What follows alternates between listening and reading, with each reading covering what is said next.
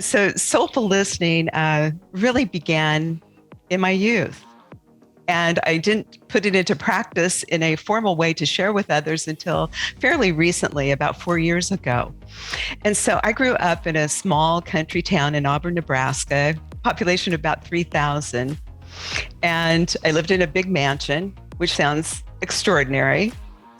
My family, on the second floor of this mansion, my family had turned the first floor into a bustling restaurant with banging and clanging and late night Wow. bar crowds Wow. beneath my Wow. bedroom every Wow. night. That's crazy. I've never met anyone who's had that experience. I mean, I know that happens. I mean, you think about people in New York City that live, one floor above a restaurant, but to be in a big mansion like that must have been such a surreal experience, Terri. It was. And from 3 years old on, that's where I lived. And so I had kind of a gentler, quieter temperament. And what I wanted more than anything, of course, I couldn't, name it, but I wanted to be seen and heard.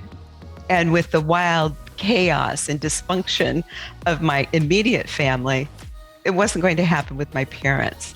But fortunately, there was one person that I was able to turn to, and that was my grandma Helga.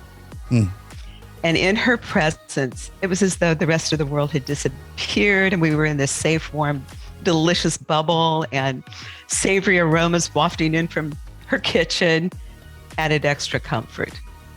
And so she had a way of presencing herself where you felt like you were the only one there. And that was so delicious and so important. And our relationship was critical to my development, especially after a high school conversation with my guidance counselor. And the guidance counselor, let's just call him Mr. Bupkis, said, "Terri, you're a small town girl. You get lost in a big city like Lincoln, Nebraska. So your best bet is to go to secretarial school and work for your family restaurant." Wow. Which would have been like a death sentence for my spirit. And I'm sure we've all had moments where people have spoken limitation into us. And sometimes we, latch onto that and believe it. And fortunately, I was able to bounce that lie off of Grandma Helga. And she was, kind of ahead of her time. She knew how to take care of herself, and she would surround herself with, healthy relationships and read quality materials. And she was a successful businesswoman, and she was twice widowed. Wow. So when she gave advice and said something, her words carried weight. And so when I took this story to Grandma Helga, she just poised herself and said, "Terri, look at all I've done without education. Think of what you can do with it." And in that moment, the trajectory of my life shifted forever. And a few weeks later, I was at the University of Nebraska, Lincoln.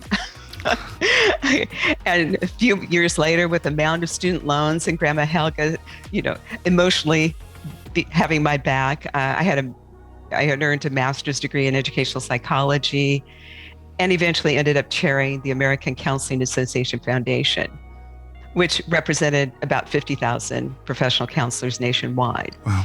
And so that pivotal conversation, we all have the opportunity to be that for another person, to hold space for another person. And sometimes I'm not so sure we know how. And along the path of my career, I ended up coaching human-centered design teams from across the nation. And if you're not familiar with human-centered design or design thinking, at the core of it is empathy. And that is just so powerful in and of itself.